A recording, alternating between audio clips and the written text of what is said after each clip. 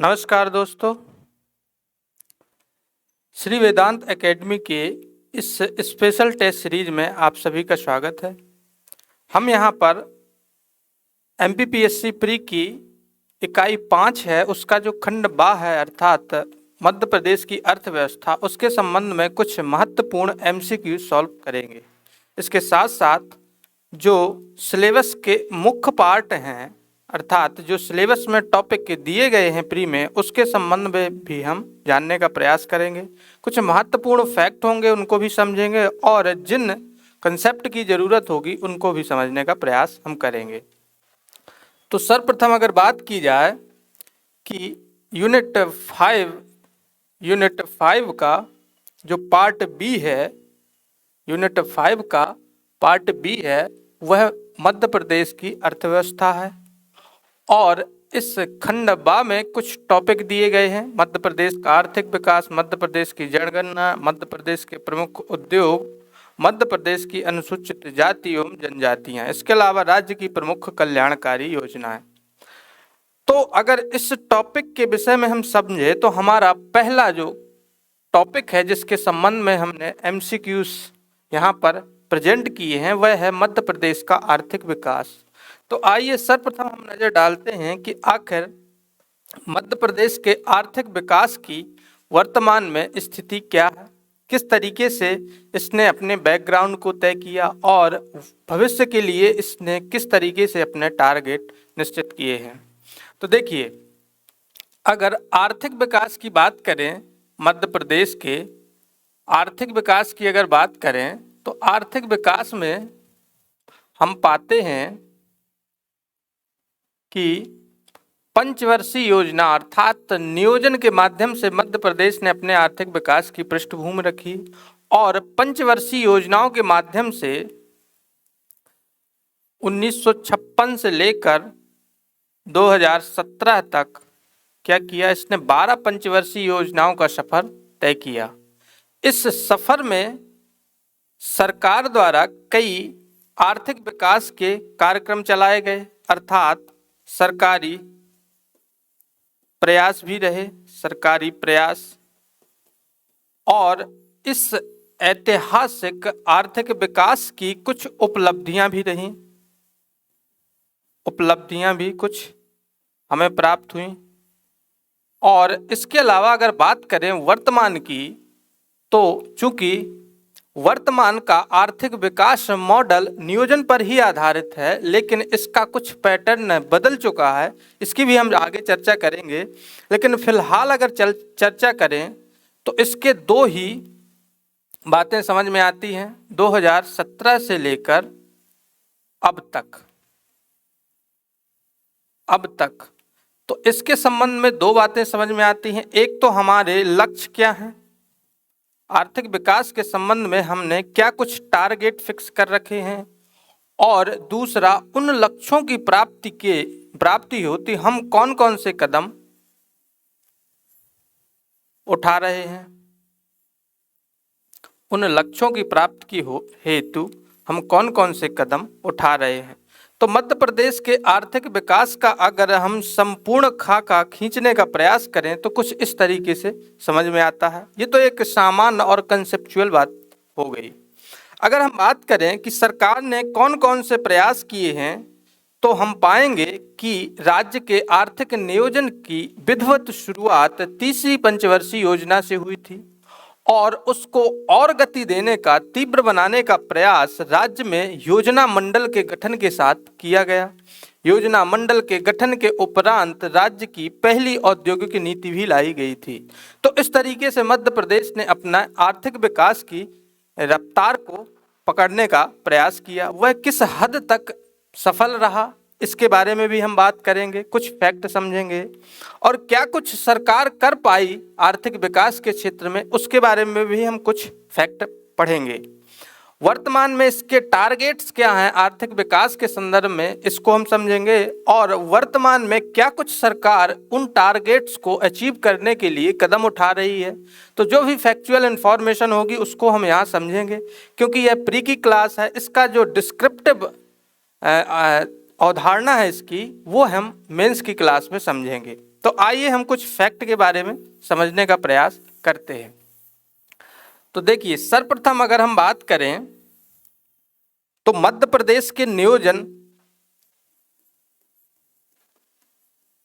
की अगर हम बात करें तो मध्य प्रदेश में नियोजन को इसके पुनर्गठन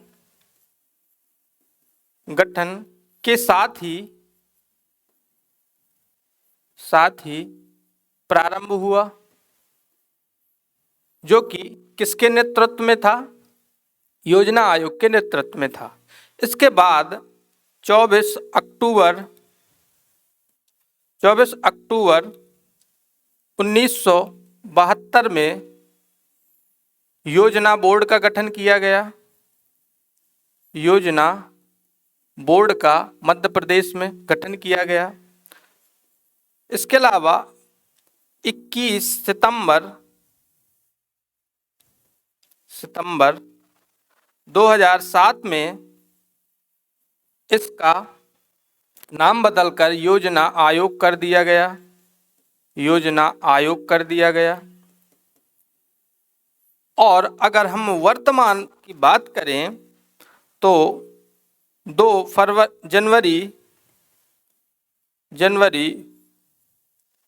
2019 को इसका नाम परिवर्तित करके और इसकी कुछ प्रकृति एवं संरचना में भी चेंज लाया गया। तो नीति एवं योजना आयोग कर दिया गया। नीति एवं योजना आयोग कर दिया गया। तो इस तरीके से एक महत्वपूर्ण जो शीर्ष एजेंसी है, इसने अपना सफर तय किया। यह एजेंसी राज्य के आर्थिक विकास को दिशा एवं दशा देने के लिए कार्य करती रही, सतत प्रयास करती रही है।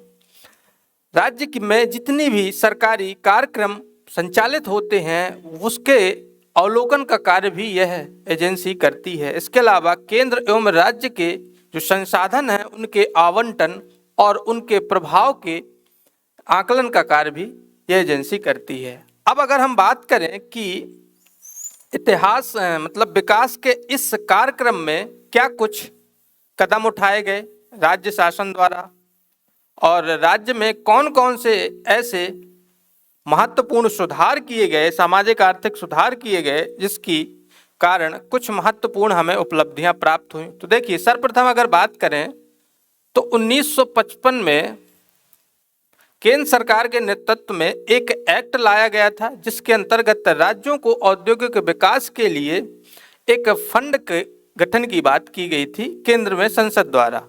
तो संसद में 1951 में राज्यों के लिए एक एक्ट लाया गया था, राज्य वित्त निगम अधिनियम।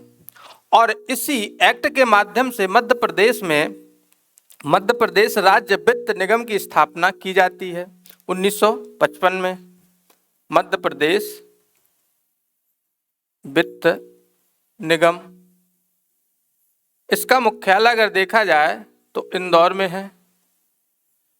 इसकी अगर भूमिका की हम बात करें कि आखिर इसकी भूमिका क्या है, तो राज्य में आर्थिक गतिविधियों को बढ़ावा देने के लिए, औद्योगिकरण के लिए समय समय पर वित्तीय सहायता, तकनीकी सहायता उपलब्ध कराना इसका मुख्य मकसद है राज्य के लिए। अगली बात अगर करें हम तो 1961 में मध्य प्रदेश लघु उद्योग विकास निगम की स्थापना की गई।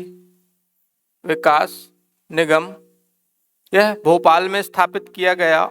और 1962 में मध्य प्रदेश खनिज विकास निगम की स्थापना की गई। इसका भी मुख्यालय भोपाल में है। इसके अलावा 1965 में मध्य प्रदेश उद्योग विकास निगम की स्थापना की गई। और एक एजेंसी और मध्य प्रदेश में 69 में राज्य स्तर की जो एजेंसी है, मध्य प्रदेश राज्य लघु उद्योग विकास निगम की स्थापना की गई थी। तो इस तरीके से अगर देखा जाए तो औद्योगिक को गति देने के लिए कुछ स्टेप्स उठाए गए मध्य प्रदेश में। तो औद्योगिकरण को त्वरित बनाने के यह आरंभिक स्टेप्स थे, आरंभिक कदम थे। इसी तरीके से अगर हम देखें तो अर्थव्यवस्था के विभिन्न क्षेत्रों में अर्थात कृषि, उद्योग एवं सेवा क्षेत्र, कृषि, उद्योग और सेवा क्षेत्र के लिए समय समय पर क्या है कदम उठाए गए और मध्य प्रदेश की अर्थव्यवस्था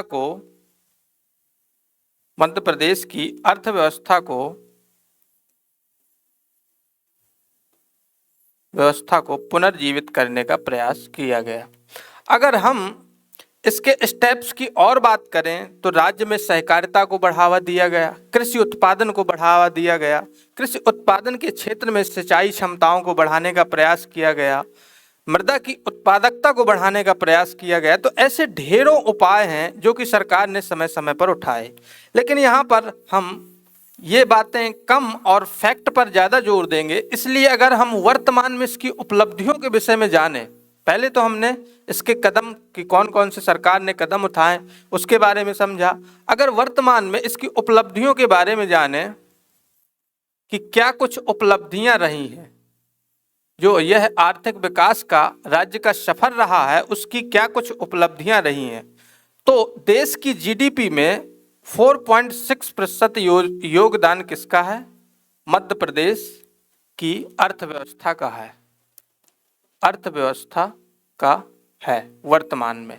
अगर वर्तमान में देश की जीडीपी को 3.5 ट्रिलियन यूएस डॉलर माना जाता है तो इसका 4.6% मध्य प्रदेश द्वारा कंट्रीब्यूट किया जाता है। अगर हम बात करें तो कृषि की, अगर हम बात करें तो कृषि के क्षेत्र में हमने क्या कुछ किया है। मध्य प्रदेश के 45 लाख हेक्टेयर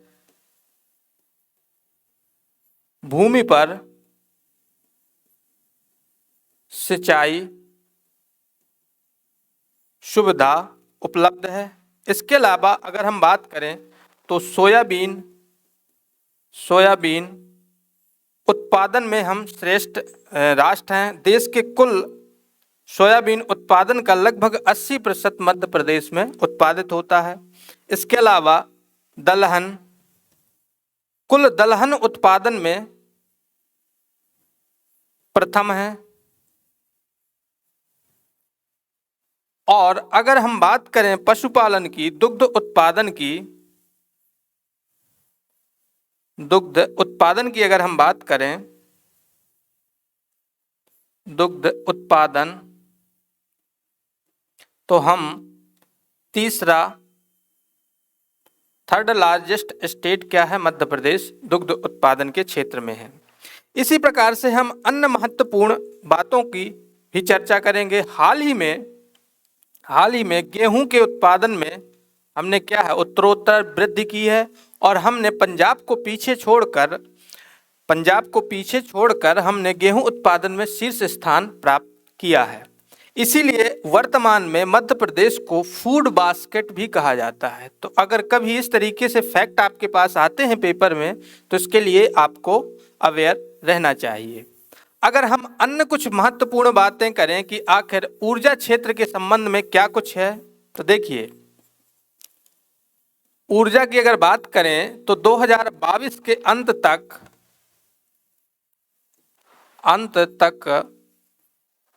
28,000 मेगावाट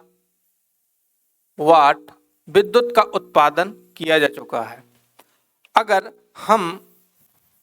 अगर हम उद्योगों की बात करें तो राज्य में एमएसएमई उद्योगों की संख्या लगातार बढ़ रही है। इंक्यूबेशन सेंटर इंक्यूबेशन सेंटर स्थापित किए जा रहे हैं। इसके अलावा स्टार्टअप की स्थापना की जा रही है। इसके अलावा अगर जो नीति है, एमएसएमई नीति है मध्य प्रदेश की और स्टार्टअप नीति है, तो इसके संबंध में भी हम क्या है एमसीक्यूज सॉल्व करेंगे अपने अगले खंड में। लेकिन फिलहाल अगर देखें तो हमने सामाजिक आर्थिक विकास के कुछ फैक्ट हमने यहाँ जानने का प्रयास किया। कंसेप्चुअली हम इसकी मेंस की क्लास में समझेंगे, लेकिन ये फैक्ट आपके लिए ज़रूरी थे, इसलिए हमने इनको डिस्कस किया है। अगर हम बात करें कि इसमें किस तरीके से सवाल बनाए जा सकते हैं, तो इसके सवालों पर हम अगर पहली चर्चा करें कि आखिर इसका कौन सा सवाल हो सकता है, तो देखिए Madhya Pradesh global investor summit 2023 का आयोजन किसने किया। तो इसमें देखिए एक एजेंसी के बारे में पूछा गया है कि ग्लोबल इन्वेस्टर समिट जो आयोजित की गई है मध्य प्रदेश में, उसका आयोजन किस एजेंसी द्वारा किया गया है। तो देखिए यहाँ पर ऑप्शन देखिए, मध्य प्रदेश उद्योग विकास निगम, मध्य प्रदेश वित्त निगम और मध्य प्रदेश वित्त विभाग और मध्य प्रदेश नीति एवं योजना आयोग। तो इसका सही जवाब होगा मध्य प्रदेश उद्योग विकास निगम, जो कि 1965 में स्थापित किया गया था। 1965 में स्थापित किया गया था। इसने जो 2023 की इन्वेस्टर समिट है उसका आयोजन किया है। इसका आयोजन 11 से 12 जनवरी 2023 को कहाँ आयोजित किया गया, तो इंदौर में इसका आयोजन किया गया। अगर हम बात करें इसकी थीम की, तो इसकी थीम में है मध्य प्रदेश द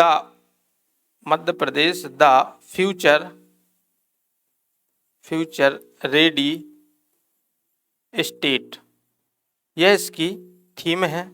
अगर हम बात करें कि इसमें कौन कौन से राष्ट्राध्यक्ष उपस्थित हुए, तो गुयाना के राष्ट्रपति थे और सूरीनाम के राष्ट्रपति भी रहे हैं। गुयाना के राष्ट्रपति मोहम्मद अली रहे और चंद्रिका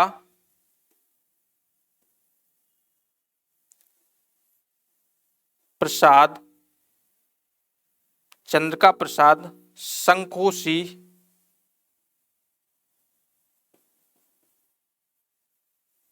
वह सूरीनाम के राष्ट्रपति रहे मध्य प्रदेश में। अगली अगर हम बात करें कि अगला सवाल हमारा कौन हो सकता है, देखिए यहाँ से आपके सवाल बनाए जाने की प्रायिकता है। अगला सवाल देखें, निम्नलिखित में से सरवती किसकी एक किस्म है।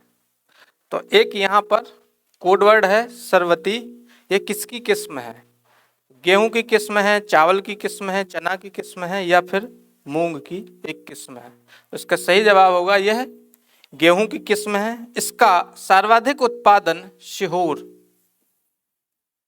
सीहोर में हो रहा है। यह चर्चा में है क्योंकि विदेशों में निर्यात किया जा रहा है एवं विदेशों में इसकी मांग भी बहुत ज़्यादा है। अगर इसकी विशेषता की बात करें तो यह सुनहरा गेहूं होता है और यह स्वाद में मीठा होता है। चूँकि मालवा की जो मिट्टी है वह काली मिट्टी है, इसलिए यह उत्पादन का उपयुक्त माहौल भी है। तो ये बात आपको यहाँ कुछ याद रखनी है। अगर हम अगले क्वेश्चन की बात करें, हाल ही में विश्व का सबसे बड़ा फ्लोटिंग सोलर पार्क ओंकारेश्वर में स्थापित होने जा रहा है। इसकी अनुमानित विद्युत उत्पादन क्षमता कितनी है। तो 400 मेगावाट, 500 मेगावाट, 600 मेगावाट और 650 मेगावाट। इसका सही जवाब है ऑप्शन सी 600 मेगावाट। एक रीवा में सोलर पार्क स्थापित किया गया है जिसकी क्षमता है 750 मेगावाट, और अगर नीमच की बात की जाए तो इसकी क्षमता 150 मेगावाट है। तो ये भी आपको फैक्ट याद रखना है। हाल ही का अपडेट है, इसलिए आपसे परीक्षा में पूछा जा सकता है।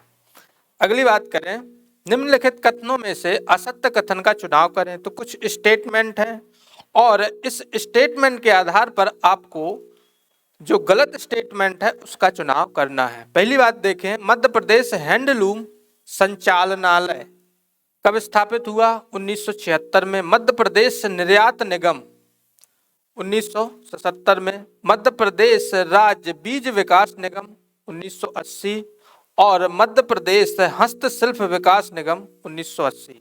तो इन स्टेटमेंट से ऐसा स्टेटमेंट आपको छांटना है अपने उत्तर के रूप में जो गलत है। तो इसका सही जवाब होगा ऑप्शन डी, मध्य प्रदेश हस्तशिल्प विकास निगम। इसकी स्थापना 1981 में की गई थी। अगर इसकी बात करें तो भोपाल में इसका मुख्यालय है। इसके अलावा अगर मध्य प्रदेश बीज निगम, मध्य प्रदेश निर्यात निगम और हैंडलूम के बारे में बात की जाए तो ये तीनों स्टेटमेंट सही हैं। अगले सवाल की तरफ चलते हैं हम। निम्नलिखित कथनों पर विचार करें। तो देखिए यहाँ पर सिर्फ विचार करने को कहा गया है। विचार करने का यहाँ सेंस यह है कि या तो 3 स्टेटमेंट सही होंगे और एक स्टेटमेंट गलत होगा, या फिर 3 स्टेटमेंट गलत होंगे और सिर्फ एक स्टेटमेंट सही होगा। तो ऐसे क्वेश्चन के लिए भी आप अवेयर रहिए। वर्ष 2022 के अंत तक राज्य में कुल विद्युत उत्पादन क्षमता 28,000 मेगावाट है। वर्ष 2027 के अंत तक राज्य में नवीकरणीय एवं हरित ऊर्जा की स्थापित क्षमता 20,000 मेगावाट करने का लक्ष्य रखा गया है। तीसरी बात है कि वर्ष 2030 तक राज्य के कुल ऊर्जा उपभोग का 50% अक्षय एवं हरित ऊर्जा से प्राप्त होगा। और चौथा जो स्टेटमेंट है वह है मध्य प्रदेश, वर्तमान में मध्य प्रदेश में नवीकरणीय ऊर्जा नीति 2020 लागू है। तो इन 4 स्टेटमेंट्स में से आपको कोई 3 या तो सही हो या फिर कोई 3 गलत हो और एक सही हो, ऐसे स्टेटमेंट का चुनाव करना है। तो देखिए ये तीनों स्टेटमेंट आपके सही हैं, करेक्ट हैं, और ये चौथा स्टेटमेंट है जो आपका वह गलत है। इसलिए हमारा सही जवाब होगा ऑप्शन डी। यह नीति 2022 में लाई गई है। हाल फिलहाल में इस नीति को लॉन्च किया गया है।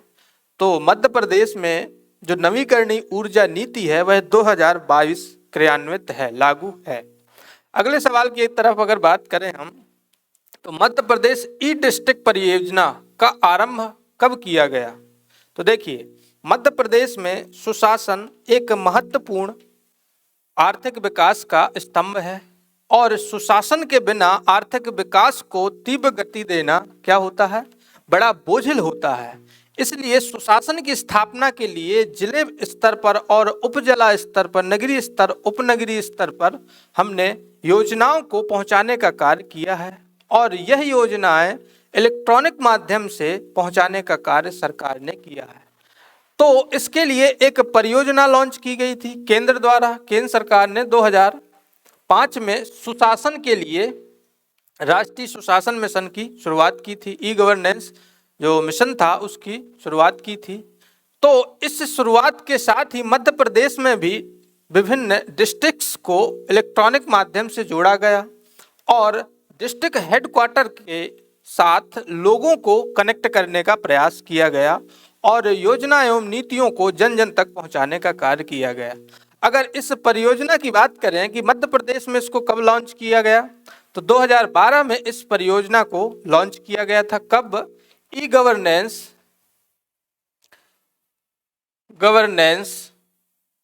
मिशन जो था, राष्ट्रीय स्तर का ई गवर्नेंस मिशन जो था वह 2005 में स्टार्ट हुआ, लेकिन इसका दूसरा चरण, ये था फर्स्ट चरण, और दूसरा चरण इसका 2012 में स्टार्ट किया गया और दूसरे चरण के साथ ही मध्य प्रदेश ने भी ऐसे चरण में शामिल होने का कार्य किया। तो इसलिए ई डिस्ट्रिक्ट परियोजना को विधिवत तौर पर 2012 से मध्य प्रदेश में संचालित किया जा रहा है।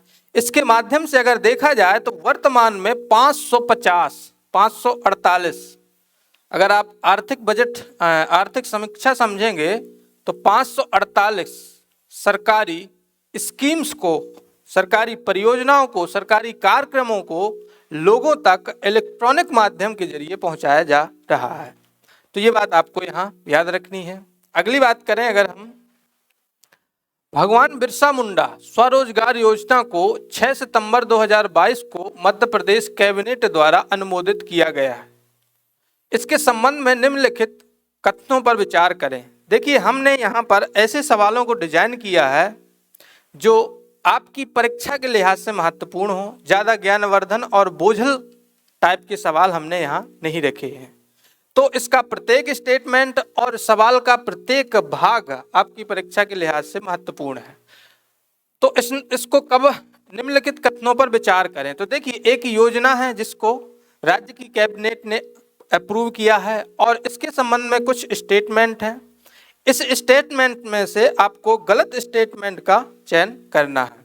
इस योजना के तहत निर्माण गतिविधियों के लिए 1 लाख और 50 लाख रुपए की परियोजनाओं को मंजूरी दी जाएगी। अर्थात इसके अंतर्गत जो मैन्युफैक्चरिंग के संबंध में परियोजना अगर अप्रूव होती है तो उसका वित्तीय आवंटन मिनिमम 1 लाख और मैक्सिमम 50 लाख होगा इस योजना के अंतर्गत।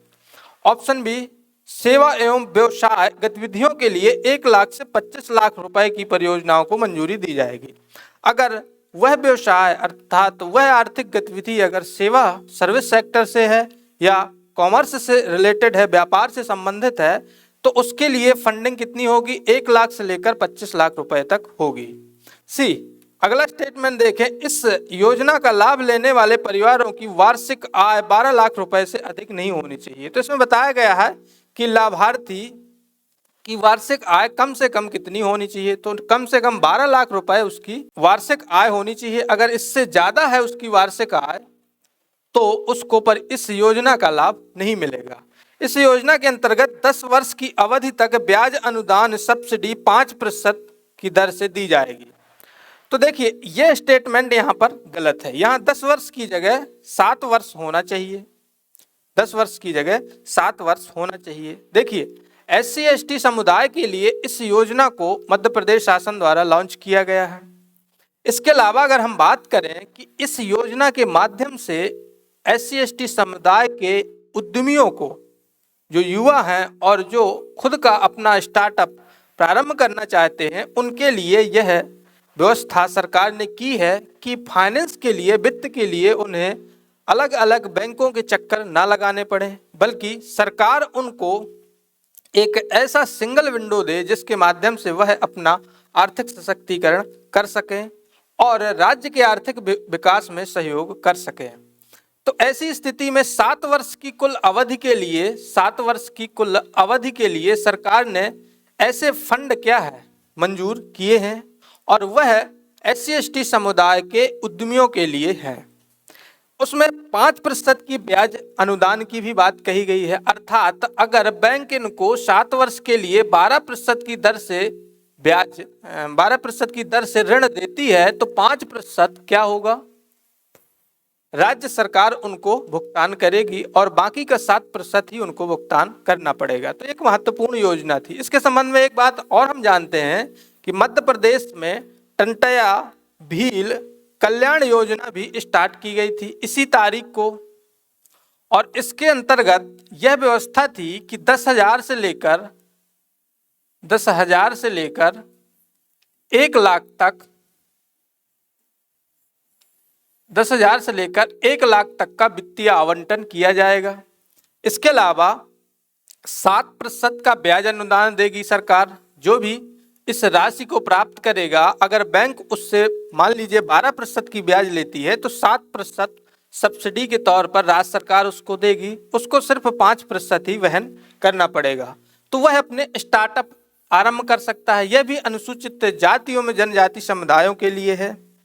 तो ये जो महत्वपूर्ण योजना है इनके बारे में भी आपसे सवाल पूछे जा सकते हैं। हमारे सिलेबस का यह प्रत्यक्ष तौर पर भाग हैं, इसलिए हमें ऐसी परियोजनाओं के संबंध में, ऐसी योजनाओं के संबंध में पैनी नज़र रखनी चाहिए। यहाँ से सवाल बनाए जाने की सर्वाधिक संभावना है। तो यह स्टेटमेंट हमारा गलत है। तो जो क्वेश्चन 7 है इसका सही जवाब है ऑप्शन डी। अगली बात करें, मध्य प्रदेश बजट 2023-24 के वित्तीय आवंटन पर विचार करें। तो इसमें भी देखिए 3 स्टेटमेंट या तो सही होंगे या फिर 3 स्टेटमेंट गलत होंगे। कोई एक स्टेटमेंट या तो गलत होगा या फिर कोई एक स्टेटमेंट सही होगा। इस टाइप का यह सवाल है। तो इसको आप देखें, राष्ट्रीय आजीविका मिशन के लिए 660 करोड़ रुपए, राष्ट्रीय ग्रामीण रोजगार गारंटी जो योजना है उसके लिए 3500 करोड़ रुपए, मुख्यमंत्री जन आवास योजना के लिए 1100 करोड़ रुपए और राज्य वित्त आयोग अनुदान अर्थात स्थानीय निकायों के लिए जो वित्त आयोग ने अनुदान की राशि सिफारिश की थी उसके संबंध में राज्य सरकार ने कितनी राशि अनुदानित की है? 1906 करोड़ रुपए स्थानीय निकायों को अर्थात पंचायतें एवं नगर पालिकाओं को दी गई है अनुदान के तौर पर। तो सही स्टेटमेंट 3 है और एक गलत स्टेटमेंट है। आपको चुनाव करना है गलत स्टेटमेंट का। तो देखिए, ये मुख्यमंत्री जन आवास योजना है जो उसके लिए 1100 करोड़ ना होकर 100 करोड़ रुपए आवंटित किए गए हैं। यह ऐसे आवास होंगे अर्थात जो व्यक्ति मुख्यमंत्री आवास, प्रधानमंत्री आवास के अंतर्गत लाभान्वित नहीं होता है, ऐसे गरीब या निम्न आय वर्गीय लोगों के आवास सरकार बनाने का कार्य करेगी। तो इसके लिए 100 करोड़ रुपए आवंटित है। तो इसका गलत स्टेटमेंट है ऑप्शन सी। इसलिए हमारे इस क्वेश्चन का सही जवाब होगा ऑप्शन सी। इसके तीनों स्टेटमेंट इंपॉर्टेंट हैं, इनको याद रखिएगा और तीनों सत्य स्टेटमेंट हैं, सही स्टेटमेंट। तो इस तरीके से हमने इस क्वेश्चन को समझने का प्रयास किया। अगला क्वेश्चन है, मध्य प्रदेश की प्रमुख नदी घाटी परियोजनाओं के संबंध में असत्य कथन का चुनाव करें। देखिए, नदी घाटी परियोजनाएं आर्थिक विकास की महत्वपूर्ण आधारशिला होती हैं। अगर हम पंडित नेहरू की बात करें तो इन्होंने आधुनिक भारत का मंदिर, आधुनिक भारत का मंदिर इन परियोजनाओं को कहा था। पंडित नेहरू ने आधुनिक भारत का मंदिर नदी घाटी परियोजनाओं को कहा था। अगर मध्य प्रदेश की बात करें तो गांधी सागर परियोजना है, जो गांधी सागर परियोजना यह मध्य प्रदेश की पहली परियोजना है जिसकी आधारशिला कब रखी गई थी? 1953 में रखी गई थी। तो यह चंबल नदी घाटी परियोजना है। इसके माध्यम से देखिए क्या क्या लाभ होता है। एक तो मत्स्य पालन, दूसरी बात पेयजल, तीसरी बात सिंचाई और जल विद्युत। ये 4 महत्वपूर्ण कार्य होते हैं नदी घाटी परियोजनाओं के अंतर्गत। और भी सहायक आर्थिक गतिविधियां संचालित की जाती हैं जिनको कि हम मेंस में विस्तार से पढ़ेंगे। लेकिन अगर इस तरीके से आपको कुछ कॉन्सेप्चुअल सवाल पूछे जाते हैं तो उनके लिए भी आप रेडी रहिएगा। मध्य प्रदेश की प्रमुख नदी घाटी परियोजनाओं के संबंध में असत्य कथन अर्थात यह 3 जो स्टेटमेंट है, 3 स्टेटमेंट सही होंगे और एक स्टेटमेंट गलत होगा, क्योंकि सवाल में कहा गया है असत्य कथन का चुनाव करें। पहला, राजीव सागर परियोजना बावनथड़ी बालाघाट 1975, बाण सागर परियोजना देवलौंद शहडोल 1978, राज्य की प्रथम अंतरघाटी परियोजना चोरल अर्थात महू 1979। इसके अलावा इंदिरा सागर परियोजना खंडवा 1980। तो इनमें से कौन सा स्टेटमेंट गलत है, इसका आपको चुनाव करना है गलत स्टेटमेंट का। तो देखिए 1980 का स्टेटमेंट जो है वह गलत है। इसकी आधारशिला 1984 में रखी गई थी और यह तीनों स्टेटमेंट आपके सही हैं। तो क्वेश्चन नंबर 9 का सही जवाब होगा ऑप्शन डी। अगले सवाल की तरफ हम देखें तो देखिए, मध्य प्रदेश में उत्पादित सोयाबीन की किस्म नहीं है। अब देखिए यहाँ पर सोयाबीन के संबंध में कुछ किस्मों की बात की गई है कि कौन कौन सी किस्म मध्य प्रदेश में उत्पादित होती है। सोयाबीन की किस्म मध्य प्रदेश में उत्पादित, देखिए सोयाबीन की किस्म बहुत सी हो सकती हैं, लेकिन ऐसी किस्मों की यहाँ बात की गई है जो मध्य प्रदेश में उत्पादित हो रही है। अगर सोयाबीन की बात की जाए तो गुजरात और महाराष्ट्र में भी सोयाबीन का उत्पादन होता है, लेकिन यहाँ पर कहा गया है कि ऐसी किस्मों के आप नाम बताएं जो मध्य प्रदेश में उत्पादित हो रही है। तो देखिए कौन कौन सी है। Option A Gaurav, option B Durga, option C Ahilya और ऑप्शन डी महारानी। तो ये तीनों किस्में मध्य प्रदेश में व्यापक तौर पर उत्पादित हो रही हैं और इस किस्म का उत्पादन मध्य प्रदेश में नहीं हो रहा है। एक्चुअली ये कोई किस्म ही नहीं है। तो ये पॉइंट भी आपको याद रखने हैं, आपकी परीक्षा में पूछे जा सकते हैं। अगर हम कुछ अन्य महत्वपूर्ण बातों पर चर्चा करें तो वर्तमान में मध्य प्रदेश राज्य नीति एवं योजना आयोग के पूर्णकालिक उपाध्यक्ष किसे नियुक्त किया गया है। देखिए आर्थिक विकास को एक नई दिशा देने के लिए, आर्थिक विकास को नियोजित करने का कार्य जो मध्य प्रदेश में योजना नीति एवं योजना आयोग द्वारा किया जाता है। हाल ही में इनके उपाध्यक्ष पूर्णकालिक उपाध्यक्ष नियुक्त किए गए हैं। तो उसी के संबंध में पूछा गया है कि वर्तमान में मध्य प्रदेश राज्य नीति एवं योजना आयोग के पूर्णकालिक उपाध्यक्ष किसे नियुक्त किया गया है। तो option A doctor Kapil Gupta, option B Sachin Chaturvedi, Girish Gautam और अवधेश प्रताप सिंह। इसका सही जवाब होगा option B doctor Sachin Chaturvedi को वर्तमान में मध्य प्रदेश नीति एवं योजना आयोग का पूर्णकालिक उपाध्यक्ष नियुक्त किया गया है। अध्यक्ष की अगर बात करें तो इसके अध्यक्ष कौन है, मुख्यमंत्री इसके अध्यक्ष होते हैं। अगर इसकी संरचना की वर्तमान स्वरूप की बात करें, वर्तमान स्वरूप की अगर बात करें तो इसके वर्तमान स्वरूप में क्या है, अध्यक्ष होते हैं। अध्यक्ष होते हैं कौन, मध्य प्रदेश के सीएम, मुख्यमंत्री इस एजेंसी के पदेन अध्यक्ष होते हैं। 3 उपाध्यक्ष होंगे, 3 उपाध्यक्ष होंगे। इन 3 उपाध्यक्ष में एक पूर्णकालिक और 2 पदेन उपाध्यक्ष होंगे। अगर पदेन उपाध्यक्ष की बात करें तो वित्त विभाग के जो भार साधक मंत्री होते हैं वह इसके पदेन उपाध्यक्ष होते हैं और सांख्यिकी विभाग के जो भार साधक मंत्री होते हैं वह इसके पदेन उपाध्यक्ष होते हैं। अगर सदस्यों की बात की जाए तो इसमें सदस्यों के संबंध में यह बात की गई है कि सीएम द्वारा नामित विशेषज्ञ सदस्य होंगे। इसके अलावा जो मुख्य सचिव होंगे, चीफ सेक्रेटरी होंगे मध्य प्रदेश के, वह इस निकाय के क्या होंगे, सदस्य होंगे। और वित्त विभाग के जो प्रमुख सचिव होंगे या अपर सचिव होंगे वह भी इस एजेंसी के सदस्य होंगे।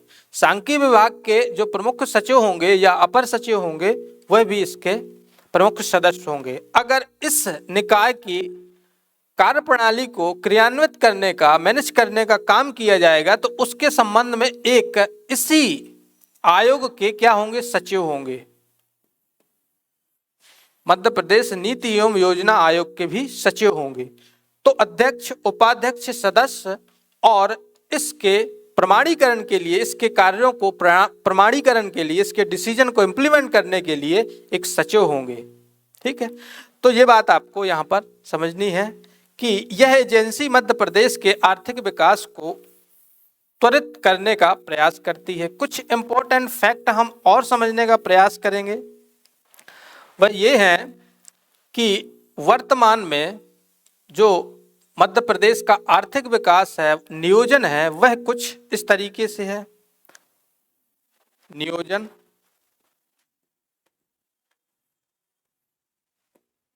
मध्य प्रदेश में जो नियोजन की प्रक्रिया है वह अल्पकालिक,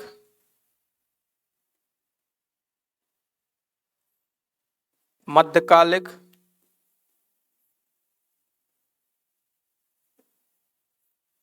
और दीर्घकालिक।